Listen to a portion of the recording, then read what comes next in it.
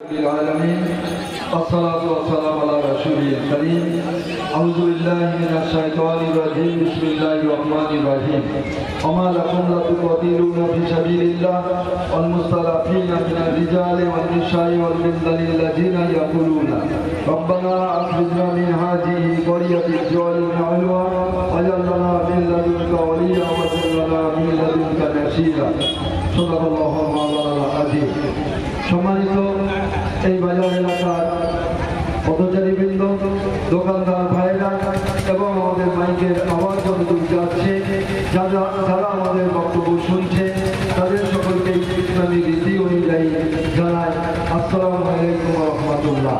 অর্থাৎ আপনাদের সবার উপর মহান স্রষ্টার অপার করুণা, শান্তি, কল্যাণ কামনা করে আপনাদের ভাবনার জগতে, চিন্তার জগতে, আপনাদের কল্পনার জগতে কিছু কথা আমরা দিতে বলার জন্য এখানে এসেছি। সম্মানিত ভাই ও বোনেরা, জামাত ইসলামী একটা মানবতাবাদী সংগঠন। জামাত ইসলামী আজকে যে বর্তমান যে পরিস্থিতির মানুষের নীতি নৈতিকতা চরমভাবে তলানিতে থেকেছে, সেই প্রসঙ্গে মানুষের নৈতিক মুক্তির জন্য, মানুষের প্রকৃত স্বাধীনতা অর্জনের জন্য, মানুষকে অর্থনৈতিক স্বাধীনতা দিশা দেওয়ার জন্য পথে নেমেছে। আমাদের গত 1 সেপ্টেম্বর থেকে আগামী 30 সেপ্টেম্বর পর্যন্ত মাস ব্যাপী একটা প্রচার অভিযান চলছে, যার শিরোনাম মোরালিটি ফ্রিডম, নৈতিকতায় স্বাধীনতার ভিত্তি।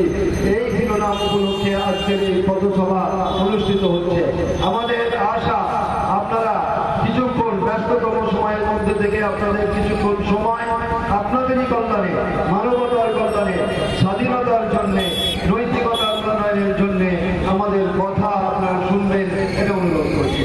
সম্মানিত ভাই ও বোনেরা, আমরা আপনাদের কাছে কবির ভাষায় বলতে চাই, মনের দুয়ার বন্ধ রেখে ভ্রমকারে রুখি, সত্য বলে আমি তবে কোথা দিয়ে ঢুকি। অর্থাৎ আমরা যদি মনের দরজা বন্ধ করে রেখে দিই, অর্থাৎ কত জামাত ইসলামীর লোক, ওরা কি বলবে আমরা জানি। যারা মুসলিম আমাদের বক্তব্য শুনছে তারা ভাবতে পারেন ওরা মুসলমান, তো ওরা মুসলমানের কথাই বলবে না। জামাত ইসলামী কোনো মুসলমানের কথা শুধু বলে না, ইসলাম শুধু মুসলমানের কথা বলে না। আপনারা জানেন ইসলাম কেবল মুসলমানের লাগে, মুসলমানের লাগিয়া কেবল আসেনি গৌর ইসলাম, সত্য যে চায় আল্লাহ মানে মুসলিম তারই নাম। আপনারা জানেন যে ইসলাম শুধুমাত্র মুসলমানের নয়, ইসলাম আমরা মানুষ হিসাবে যারা জন্মগ্রহণ করেছি, আমাদের একই আদি পিতা, আদি মাতা আদম এবং হাওয়া আলাইহিস সালামের অগ্রজাত সন্তান হিসাবে আমরা সকলকেই আমাদের ভাই হিসাবে, বোন হিসাবে আমরা মনে করি।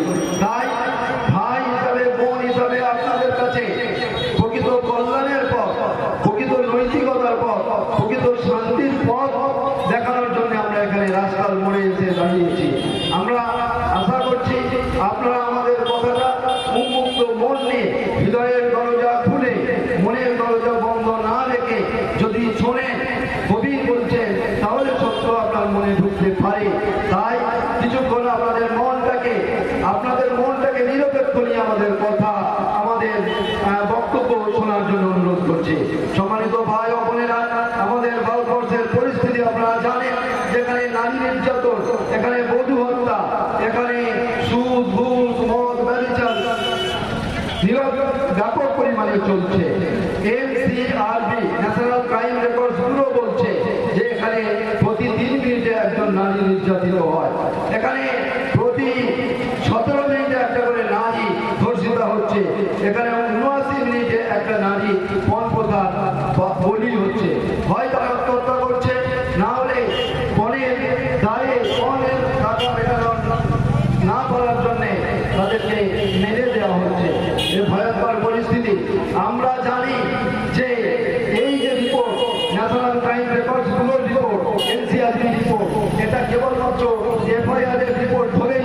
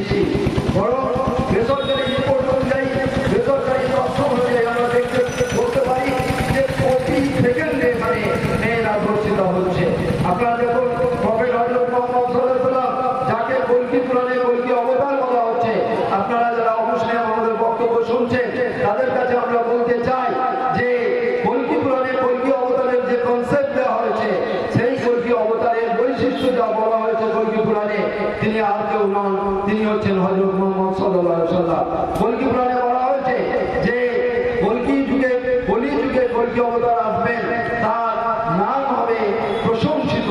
আমরা জানি হযরত মুহাম্মদ সাল্লাল্লাহু আলাইহি ওয়াসাল্লামের অপর নাম হচ্ছে মোহাম্মদ। মোহাম্মদ মানে প্রশংসিত।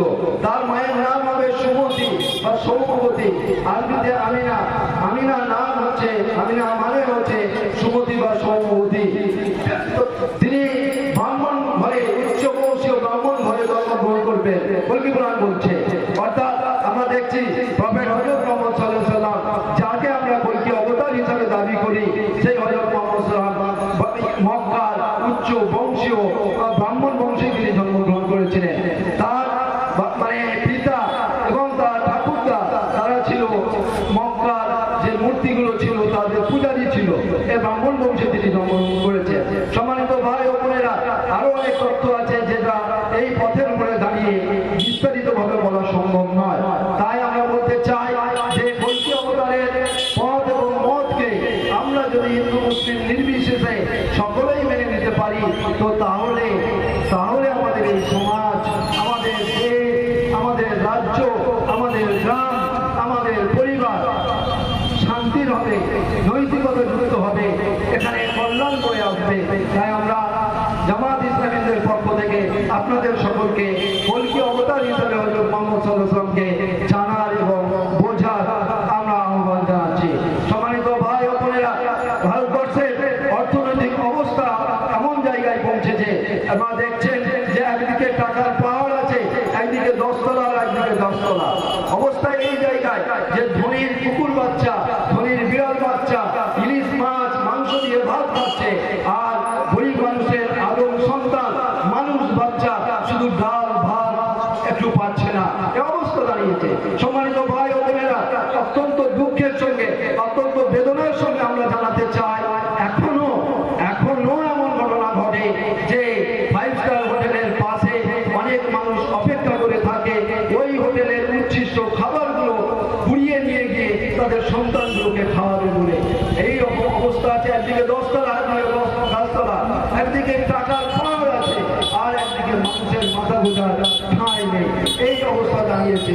এখানে এই অর্থনৈতিক বৈষম্য দূর করার জন্য আমরা ইসলামী ওয়েলফেয়ার ইকোনমিক, ইসলামের নৈতিকতা সম্পন্ন অর্থনীতির কথা আপনাদের সামনে বলতে চাই যে আপনারা যদি ইসলামী অর্থনীতির দিকে তাকান, এখানে এই অর্থনৈতিক বৈষম্য থাকবে না। আপনারা দেখুন, আমরা স্বর্ণ যুগের ইতিহাস থেকে দেখতে পাচ্ছি যে মধ্যযুগ যখন প্রফেট হযরত মুহাম্মদ সাল্লাল্লাহু আলাইহি ওয়াসাল্লাম, কলকি অবতার হযরত মুহাম্মদ সাল্লাল্লাহু আলাইহি ওয়াসাল্লাম অবতীর্ণ হলেন, তখন মানুষের অর্থনৈতিক অবস্থা এখনের থেকে আরো শোচনীয় ছিল।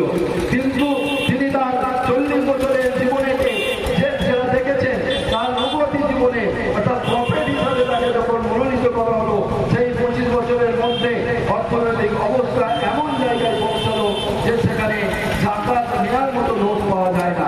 আপনারা ওয়াজ মাহফিলে বিভিন্ন জায়গায় সভা সমিতিতে আপনারা মুসলিম স্কলারদের কাছ থেকে শুনেছেন যে জনৈক একজন হযরত মুহাম্মদ সাল্লাল্লাহু আলাইহি ওয়াসাল্লামের অনুসারী, তিনি জাকাতের মালপত্র নিয়ে ঘুরছেন, ঘুরে ঘুরে ক্লান্ত হয়েছেন, মরুভূমির মুলুকদারে তিনি এসে বিশ্রাম নিচ্ছেন। সেই সময়তে আরেকজন ক্লান্ত শান্ত পথিককে দেখে ভাবছে উনি হয়তো অভাবী, ওনাকে আমার এই জাকাতের মালটা দিতে পারি। এসে তার কাছে বিনয়ের সঙ্গে বলছে, ভাই আপনি এই জাকাতের অর্থটা নিয়ে আমাকে রক্ষা করুন। বলছে, ভাই আমি তো জাকাতের অর্থ নিয়ে চারিদিকে ঘুরছি, কাউকে দেওয়ার মতো লোক পাচ্ছি না। এই ইতিহাস প্রমাণ করে যে আজকের যে 10 তলা 10 তলা, আজকের যে ধনীর কুকুর বাচ্চার সঙ্গে মানুষ বাচ্চার বিস্তর পার্থক্য আছে। যদি আমরা ইসলামী ওয়েলফেয়ার ইকোনমিক বাস্তবায়িত করতে পারি, তাহলে এই পার্থক্য থাকবে না। সম্মানিত ভাই ও বোনেরা, আমরা যে এখানে দেখছি যে ভারতবর্ষের বুকেতে এই ঘটনা ঘটছে যে এখানে প্রতি ঘন্টায় একজন করে কৃষক আত্মহত্যা করছে। তারা 10, 20, 50 হাজার টাকা লোন নিয়ে, ঋণ নিয়ে সেখানে চাষবাস করেছে, কিন্তু সেই ঋণের টাকা মেটাতে পারছে না বলে তারা আত্মহত্যা করছে। সম্মানিত ভাই বোনেরা, অথচ রিজার্ভ ব্যাংক অফ ইন্ডিয়া তারা রিপোর্ট দিচ্ছে যে গত 5 বছরে বড় বড় শিল্পপতিদের 10 লক্ষ কোটি টাকা ঋণ মুকুব করা হয়েছে। 10 লাখ কোটি টাকা বিনিয়োগ করা হয়েছে বড় বড় শিল্পপতিতে। আর গরিব মানুষ কৃষকরা 10,000, 5,000, 20,000 টাকা ঋণ নিয়ে শোধ করতে পারেনি বলে আত্মহত্যা করছে। এখানেও বৈষম্য তৈরি হচ্ছে। সম্মানিত ভাই ও বোনেরা, আমরা জামাত ইসলামীদের পক্ষ থেকে বলতে চাই যে ভারতবর্ষে ওই রকম অর্থনৈতিক ইকোনমিক চালু হওয়া দরকার যেখানে এই গরিব কৃষককে তাদের প্রাণকে তাদের জীবনকে তার নিরাপত্তা দেওয়া যাবে। আর আপনারা এটা জানেন যে বড় বড় শিল্পপতিদের যে ঋণ দেওয়া হয় তার ইন্টারেস্টের হার, সুদের হার কাউকে কাউকে 0% দেওয়া হয়েছে, 1%, 2%, 4% পর্যন্ত তাদের দিনের সুদের হার আছে।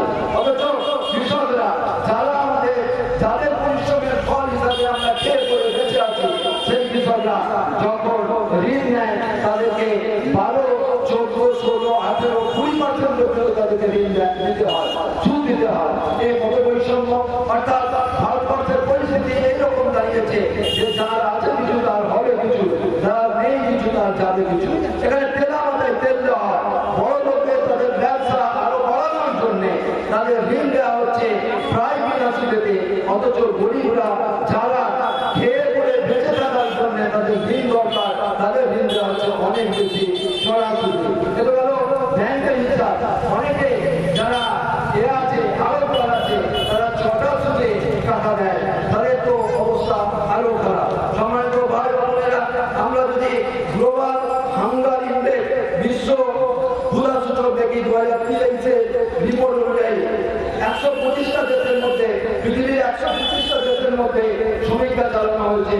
বিশ্ব ক্ষুধা সূচকে ভারতের স্থান 111 নম্বর।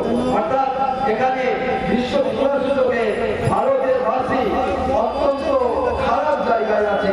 আমরা রিসেন্ট পত্রিকা সার্ভেতে দেখছি যে এখানে ভারতবর্ষের 0 ফুড চিলড্রেন অর্থাৎ 24 ঘন্টায় কিছু খেতে পায় না এমন বাচ্চাদের সংখ্যা 19.3%, যেটা পৃথিবীর মধ্যে সর্বোচ্চ। রুয়ান্ডা, আফ্রিকার রুয়ান্ডা এবং বুরুন্ডির পরে ভারতের স্থান। আর এমনকি বাংলাদেশ, পাকিস্তান, শ্রীলঙ্কা, নেপাল, ভুটান তারা ভারতের থেকে অনেক আগিয়ে। এই অবস্থা ভারতবর্ষের অর্থনৈতিক অবস্থা।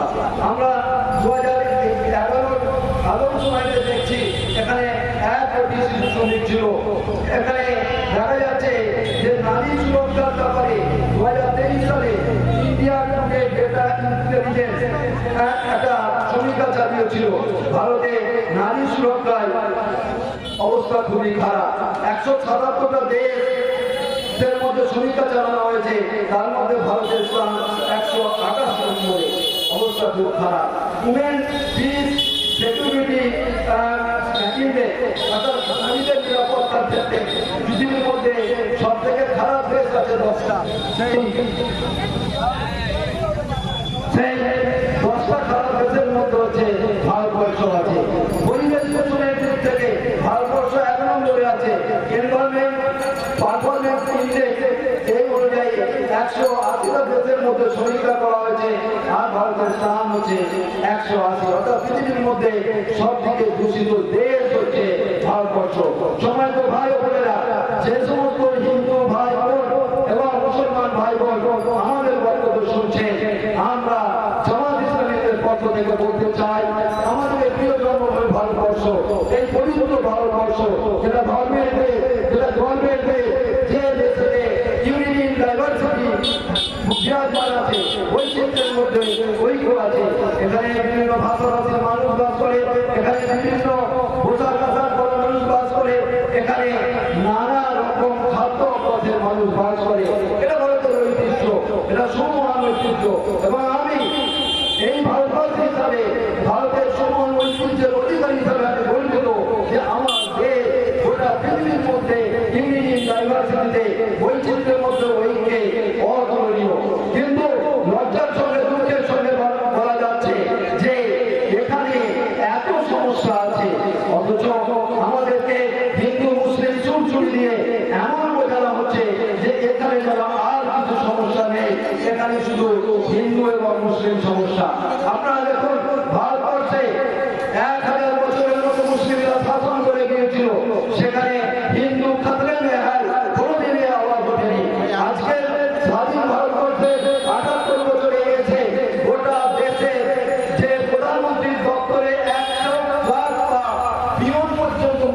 নেই। এখানে রাষ্ট্রপতি ভবনে সবই হিন্দু, এখানে বেশিরভাগ রাজ্যের রাজ্যপাল হিন্দু, মুখ্যমন্ত্রী হিন্দু, প্রধানমন্ত্রীর দপ্তরের বেশিরভাগ মানুষ হিন্দু। অথচ এখানে বলা হচ্ছে হিন্দু খতরে হয়, হিন্দু খতরে হয় বলে হিন্দুদেরকে অপমান করা হচ্ছে। আমরা জামাত ইসলামীদের পক্ষ থেকে বলতে চাই যে ভারতবর্ষের সুমহান ঐতিহ্য হচ্ছে এখানে হিন্দু মুসলিম পাশাপাশি বাস করে। এটা হিন্দু মুসলিম একে অপরের ভাই বোন হিসেবে বাস করে। এই বিষয়টা মানুষকে ভুলিয়ে দেওয়ার জন্য এবং প্রকৃত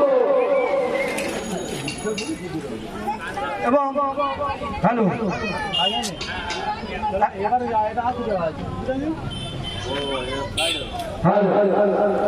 প্রকৃত সমস্যা থেকে মানুষের মুখ ঘুরিয়ে দেওয়ার জন্য রাজনৈতিকভাবে চক্রান্ত করে রাজনৈতিকভাবে সাম্প্রদায়িক লোকগুলো ক্ষমতায় টিকে রাখার জন্য তারা হিন্দু মুসলিমের লড়াই লড়িয়ে দিচ্ছে। আমরা হিন্দু মুসলিম ভাই বোনেদেরকে অনুরোধ করতে চাই যে আমরা প্রতিবেশী হিসাবে পাশাপাশি একে অপরের বিপদে আপদে যেমন করে পাশে দাঁড়ায় সেইভাবে আমরা যদি চালাই তাহলে এই চক্রান্তকারী সাম্প্রদায়িক রাজনীতিবিদরা তারা ভাই দাঁড়িতে পারবে না। একথা আমরা বলতে চাই। যে সমস্ত মুসলমান আমাদের বক্তব্য শুনছেন তাদের কাছে আমাদের অনুরোধ যে মুসলমানরা যদি প্রকৃত মুসলমান হয়ে যায়, তার জীবন যদি কোরআন এবং হাদিসের আলোকে রঞ্জিত হয়,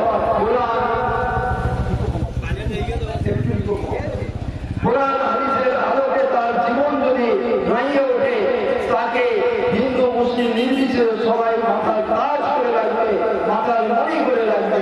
সেই জন্য আমাদেরকে ইসলামের আলোকে নীতি নৈতিকতা সম্পন্ন মানুষ হতে হবে। সম্মানিত ভাই বোনেরা, জামাত ইসলামী স্বাধীনতা এবং নৈতিকতা এই বিষয়টা প্রচার করছে। স্বাধীনতা বলতে আমরা যেটা বুঝি, আমাদের পূর্ববর্তী বক্তাদের কাছ থেকে আপনারা বুঝেছেন যে নিজের ইচ্ছা মতো কাজ করাটাকে স্বাধীনতা বলা হয়।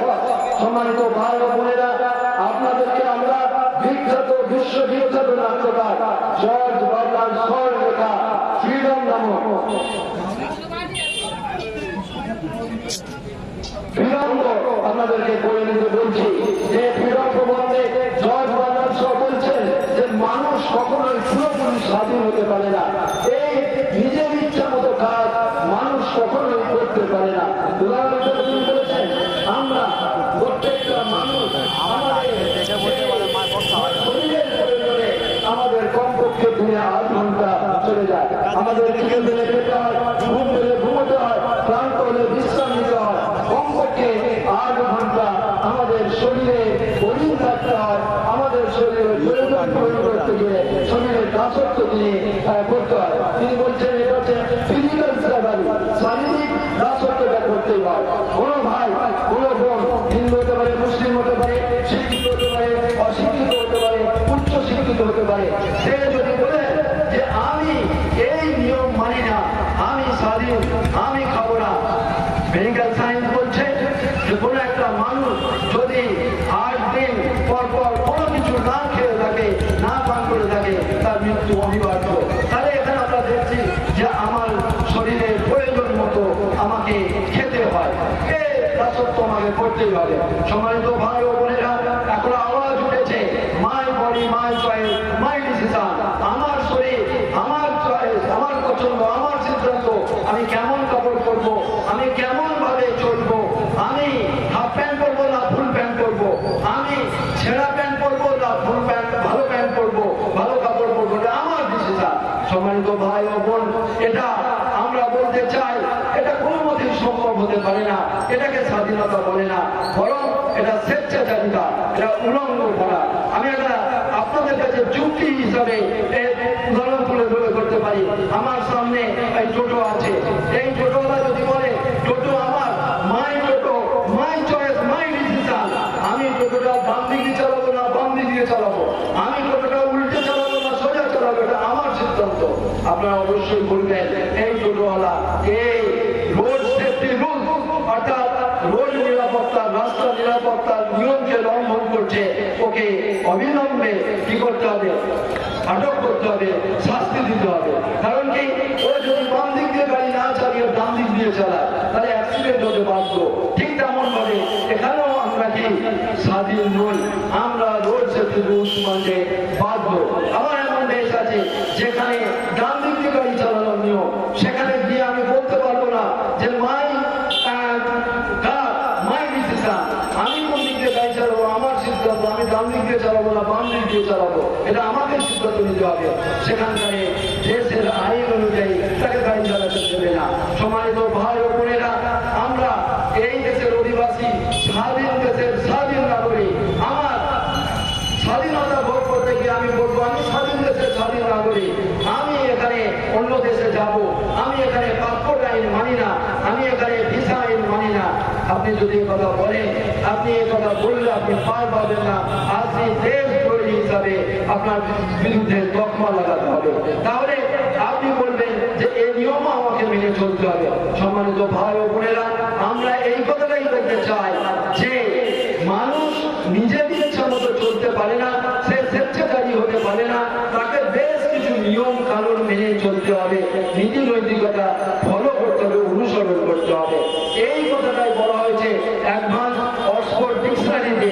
অ্যাডভান্স অক্সফোর্ড ডিকশনারিতে স্বাধীনতার সংজ্ঞায় বলা হয়েছে liberty is the moral imperative to act in a just and responsible way. স্বাধীনতা হচ্ছে ওই নৈতিক অপরিহার্যতা, নৈতিক প্রয়োজন যা মানুষকে ন্যায়সঙ্গতভাবে, সৎভাবে, সঠিকভাবে এবং দায়িত্বপূর্ণভাবে কাজ করতে সাহায্য করে। সম্মানিত ভাই ও বোনেরা, অ্যাডভান্স অক্সফোর্ড ডিকশনারি সংজ্ঞা অনুযায়ী যে স্বাধীনতার সঙ্গে নৈতিকতা অঙ্গাঙ্গিভাবে জড়িত। আমরা জামাত ইসলামীর পক্ষ থেকে বলতে চাই যে নৈতিকতাহীন স্বাধীনতা মানুষের কল্যাণ আনতে পারে না, বরং নৈতিকতাহীন স্বাধীনতা মানুষকে ধ্বংসের দিকে ফেলে দেবে, মানুষের বিপর্যয় ডেকে আনবে। সম্মানিত ভাই ও বোনেরা, এখন আমাদের প্রশ্ন, আপনারা নিশ্চয়ই আমাদের সঙ্গে একমত হয়েছেন যে স্বাধীনতার সঙ্গে নৈতিকতা যুক্ত থাকা উচিত। এখন আমাদের প্রশ্ন যে নৈতিকতার মানদণ্ড, নৈতিকতা কি? নৈতিকতা সম্পর্কে এখন বলছে যে মোরালিটি মানে নৈতিকতা, morality is the principles concerning the distinction between right and wrong, bad and good behaviour. অর্থাৎ নৈতিকতা হচ্ছে ওই নিয়ম কানুন, ওই নীতি যা মানুষকে ভালো মন্দ, ন্যায় অন্যায়ের পার্থক্য করতে সাহায্য করে। নৈতিকতা এটা, অর্থাৎ ঠিক ভুল, ভালো মন্দ, খারাপ, এই সমস্ত পার্থক্য করার ক্ষমতাটাই হচ্ছে নৈতিকতা। এটা আমরা বুঝলাম। নৈতিকতা কি বুঝলাম, স্বাধীনতা কি বুঝলাম। আমরা একমত হলাম যে স্বাধীনতার সঙ্গে অবশ্যই নৈতিকতা যুক্ত হতে হবে। এখন আমাদের প্রশ্ন, এই নৈতিকতা ঠিক করে দেবে কে? ভালো মন্দের মাপকাঠি ঠিক করে দেবে কে? এইটা মানুষের হাতে যদি ছেড়ে দেওয়া হয়, তাহলে আমি যেটাকে ভালো বলবো অন্যজন মন্দ বলবে। এই একটু আগে আমি চাইছি ঠান্ডা পানি খাবো, অন্যজন চাইছে না এমন সময় চা হলে ভালো হয়, তাহলে দুজনের রুচি আলাদা হবে। ও বলবে গরম ভালো, আরেকজন বলবে ঠান্ডা ভালো। সম্মানিত ভাই বোনেরা, আরো সুন্দর উদাহরণ আপনাদের এলাকায় নিশ্চয়ই আছে। একজন মদ ব্যবসায়ী আছে, সে মদ বিক্রি করে দুধ খায়। আবার একজন দুধ ব্যবসায়ী আছে, সে দুধ বিক্রি করে মদ খায়। তাহলে যে দুধ বিক্রি করে মদ খায় সে মনে করে দুধের থেকে মদটা ভালো, আবার যে মদ বিক্রি করে দুধ খায় সে মনে করে মদের থেকে দুধ ভালো। তাহলে একজনের দুধ ভালো, একজনের মদ ভালো। আমরা যারা মিনিমাম 8 পর্যন্ত পড়েছি, ক্লাস 8 পর্যন্ত, তারা আমরা জানি দুধ হচ্ছে আইডিয়াল খাবার, আদর্শ খাবার। দুধের মধ্যে সমস্ত খাবারের উপাদান আছে। তো এই আদর্শ খাবারটাকেও একজন খারাপ বলছে, আবার একজন ভালো বলছে। ঠিক তেমন ভাবে চোরের কাছে, অসৎ ব্যক্তির কাছে, তার কাছে চুরি করা, প্রতারণা করা ভালো। কারণ আমি এই চুরি করে কি করছি, আমার ছেলে মেয়েদেরকে বাঁচিয়ে দিচ্ছি, ভালো কাজ করছি। এমন ডাকাত আছে আপনারা জানেন যে সে চুরি করে, ডাকাতি করে অনেক অনাথ ছেলে মেয়েদেরকে মানুষ করছে, ভালো কাজ করছে তার দৃষ্টিতে। আবার গৃহস্থ যে বাড়ির মালিক যে, সে বলছে না চুরি করাটা খারাপ, কারণ এটা অন্যায় হচ্ছে। যদি তোমার ভালো কাজ করার ইচ্ছা থাকে তুমি আমাদের সাহায্য না, তাহলে চুরি করা চোরের কাছে ভালো, আবার গৃহস্থের কাছে খারাপ। আমি এই যুক্তি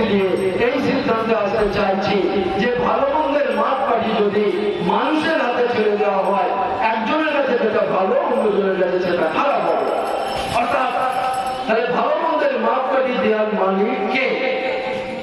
আমরা জামাত ইসলামীদের পক্ষ থেকে বলতে চাই, ভালো মন্দের মাপকাঠি মানদণ্ড তুলাদণ্ড দেওয়ার মালিক আপনার আমার তথা বিশ্ব জাহানে সৃষ্টিকর্তা, বিশ্ব নিয়ন্তা, জগৎ প্রভু, জগদীশ্বর আল্লাহ রব্বুল আলামিন। আমি যে আয়াত দিয়ে শুরু করেছি সেখানে ইঙ্গিত পাওয়া যাচ্ছে। আপনারা সূরা নিসা 75 নম্বর আয়াতকে একটু দেখে নেবেন এবং তফসির করে দেবেন। সময়ের অভাবে আমি লিখে যেতে পারছি না। সম্মানিত ভাই ও বোনেরা, আমরা বলতে চাই যে ভালো মন্দের মাপকাঠি তিনি বলে দেবেন, যিনি আমাদের এবং শুধু এই গোটা বিশ্বকে সৃষ্টি করেছেন, গোটা বিশ্বকে তিনি নিয়ন্ত্রণ করছেন এবং গাইড করছেন তিনি। সম্মানিত ভাই ও বোনেরা, তিনি কিভাবে আমাদের ভালো মন্দ জানাবেন? আপনারা যদি গীতা দেখেন,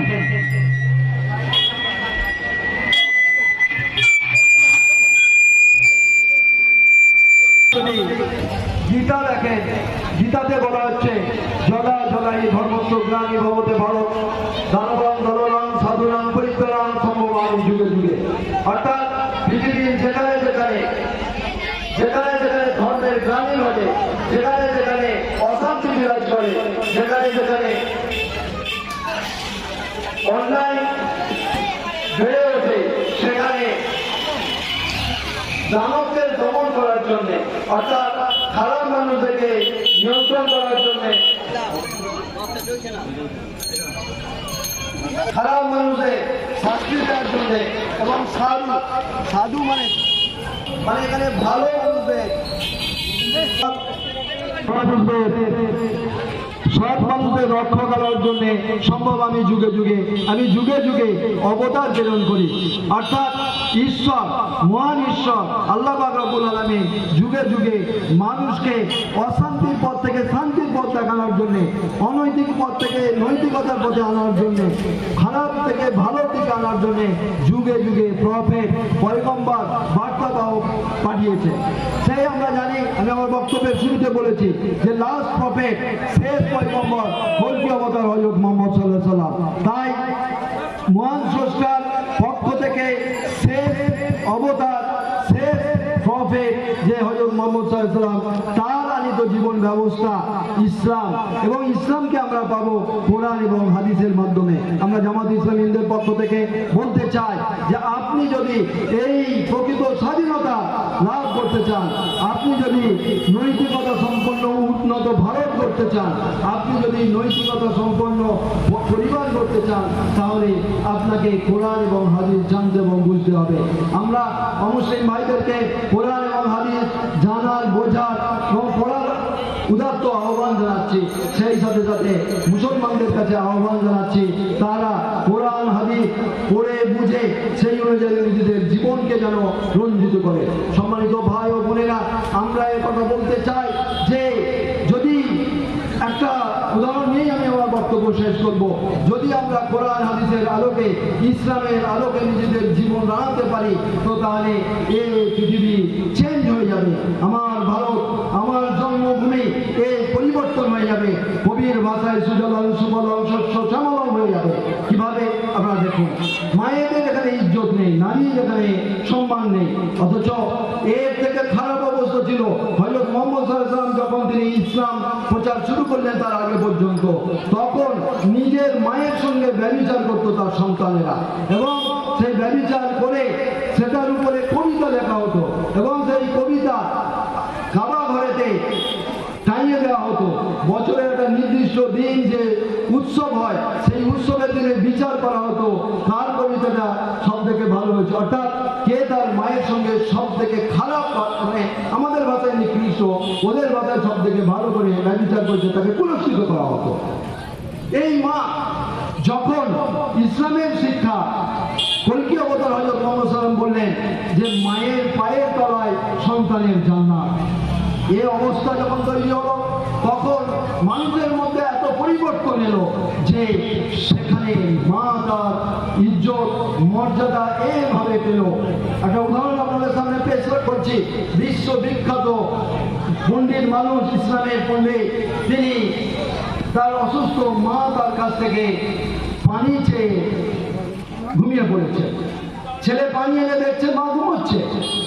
মা যখন ঘুমোচ্ছে, ছেলে তার ঘুমে ডিস্টার্ব না করার জন্য তাকে ডাকছে না। তারপরে সারা রাত পানির গ্লাস নিয়ে তিনি দাঁড়িয়ে আছেন। ফজরের আজান হয়েছে, আপনারা জানেন ফজরের আজান শুনে মুসলমানদের উচিত মসজিদে চলে যাও। ছেলে যাবে, মাকে তখনও ডাকতে পারছে না। মাকে আওয়াজ দিয়ে ডাকবে, তাও মনে করছে মায়ের কাছে আমার বেয়াদবি হয়ে যাবে। তিনি ভক্তির আদি শব্দে মায়ের পা জিভ দিয়ে ছাড়ছে। মায়ের পায়ে ঠান্ডা লাগার সঙ্গে সঙ্গে মা জেগে উঠেছে, বলছে বাবা তুমি কি করছো? তুমি অত বড় জ্ঞানী মানুষ, তুমি আমার পা জিভ দিয়ে ছাড়ছো। তখন ইসলামের শিক্ষায় শিক্ষিত হয়ে আলেমে দ্বীন বলছে, মা গো, এটা তোমার পা হতে পারে, এটা আমার জান্নাত। সম্মানিত ভাই ও বোনেরা, দেখুন ইসলামের শিক্ষায় শিক্ষিত হয়ে তো সে পুরোপুরি মানে ওই সমস্ত মানুষরা তারা এত মাকে সম্মান দিল যে তারা মায়ের কোন রকম কষ্ট সহ্য করতে পারল না। আপনারা দেখুন কোরআন বলছে যে মানুষকে বলছে তোমরা পিতামাতার সঙ্গে বিরক্তিসূচক শব্দ এই শব্দটুকু বলো না। আর আমরা মায়েদের সঙ্গে বাপের সঙ্গে কিভাবে সম্পর্ক করেছে জানি না।